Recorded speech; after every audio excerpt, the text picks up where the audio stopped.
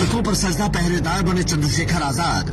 जब कांप रहे थे तथाकथित मसीहा, तब खाकी से अकेले भिड़ गया शेर। नमाजियों की सुरक्षा में धूप में डटे रहे सांसद चंद्रशेखर आजाद। न बयानों का शोर, न खोखले वादे, दलित मुस्लिम एकता के पक्के इरादे। हक की लड़ाई, सड़क पर गवाही, चंद्रशेखर ने बदली देश की राजनीति। डर के आगे डट गया अम्बेडकर का सिपाही, विरोधियों की बोलती बंद। उत्तर प्रदेश में ईद उल अजहा का त्योहार पूरे देश ने देखा। शांति और भाईचारे की तस्वीरें भी आईं, लेकिन इसी बीच यूपी की सड़कों से एक ऐसी तस्वीर सामने आई जिसने हिंदुस्तान की तथाकथित सेक्युलर राजनीति के चेहरे पर एक करारा तमाचा जड़ दिया। इतिहास गवाह रहेगा कि जब उत्तर प्रदेश की सड़कों पर मुसलमान सजदे में सिर झुकाए अल्लाह की इबादत कर रहा था, तब उनके आगे पहरेदार बनकर अमन का परचम थामे चंद्रशेखर आजाद खड़े थे। चंद्रशेखर आजाद ने तब तक अपनी जगह नहीं छोड़ी जब तक कि आखिरी नमाजी ने अपनी नमाज मुकम्मल नहीं कर ली। उन्होंने न सिर्फ अधिकारियों से लोहा लिया, बल्कि खुद धूप में खड़े होकर नमाजियों की रक्षा की। एक तरफ सूबे के मुखिया योगी आदित्यनाथ का सख्त फरमान था, तो दूसरी तरफ जमीन पर डटा एक युवा सांसद था जिसने साबित कर दिया कि वो सिर्फ संसद में दहाड़ना नहीं जानता, बल्कि सड़क पर अपनों की हिफाजत करना भी जानता है। चंद्रशेखर आजाद के इस कदम ने आखिर क्यों विरोधियों की बोलती बंद कर दी है, हम आपको बताते हैं कैसे।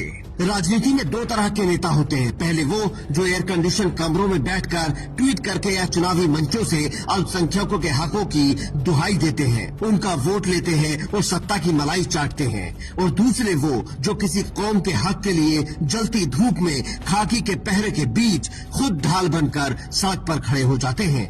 वही है चंद्रशेखर आजाद। त्योहार का मौका था और माहौल में एक अजीब सी बंदिशों का साया था। ईद से ठीक 3 दिन पहले उत्तर प्रदेश के मुख्यमंत्री योगी आदित्यनाथ ने प्रशासनिक अमले को एक सख्त हिदायत दी थी। फरमान साफ था, किसी भी कीमत पर सड़क पर नमाज नहीं पढ़ी जाएगी।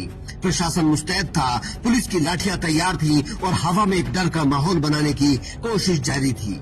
लेकिन कानून की फाइलों से इतर जमीन की एक कड़वी हकीकत भी होती है। जब मस्जिदों के अंदर तिल रखने की जगह न बचे, जब चिलचिलाती धूप में आस्था का सैलाब सड़कों पर आ जाए, तो वो नमाजी कहाँ जाएं? क्या अपनी इबादत छोड़ दें या डर कर पीछे हट जाएं? जब कैमरे बंद थे और डर का माहौल हावी था, तब चंद्रशेखर आजाद अधिकारियों के सामने सीना तान कर खड़े हो गए। उन्होंने बिना डरे, बिना हिचकिचाए सीधे प्रशासन की आंखों में आंखें डालकर सवाल पूछा, अगर मस्जिदों में जगह नहीं है तो ये लोग नमाज कहाँ पढ़ेंगे? क्या ये इस देश के नागरिक नहीं है? क्या इन्हें अपनी आस्था को पूरा करने का हक नहीं है? ये कोई चुनावी भाषण नहीं था, ये सत्ता की हनक के सामने एक मजलूम कौम की आवाज बनकर खड़ा होना था। चंद्रशेखर आजाद ने साफ कर दिया कि नियमों की आड़ में किसी की इबादत में खलल नहीं डलने दिया जाएगा। चंद्रशेखर आजाद के ये तेवर देखकर प्रशासनिक अमला भी बैकफुट पर आने को मजबूर हो गया। जो पुलिसकर्मी नमाज रोकने पर आमादा थे, वो समझ गए कि सामने कोई ऐसा नेता नहीं है जो सिर्फ सोशल मीडिया पर रोना रोएगा। ये वो शख्स है जो जनता के लिए जेल जाने से भी नहीं डरता। चंद्रशेखर आजाद की ये तस्वीर उन तमाम राजनीतिक दलों और बड़े बड़े सूरमाओं के चेहरे पर एक करारा तमाचा है जो खुद को मुसलमानों का सबसे बड़ा हमदर्द बताते हैं। चुनाव आते ही जो लोग टोपी पहनकर इफ्तार पार्टियों की शोभा बढ़ाते हैं, जो मंचों से अल्पसंख्यकों के वोटों की फसल काटते हैं, आज वो सब कहाँ थे? किसी बड़े से बड़े तथाकथित रहनुमा में इतनी हिम्मत नहीं हुई कि वो सड़क पर उतरकर उन नमाजियों की हिफाजत कर सके।